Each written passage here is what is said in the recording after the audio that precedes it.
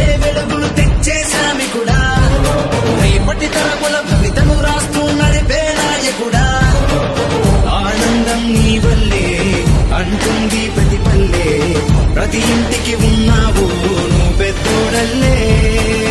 మళ్ళీ నువ్వే రావాలి మా బతుకులు వెలిగించాలి పేదోడికి అండగా నిలిచే రాజ్యమే నిలవాలి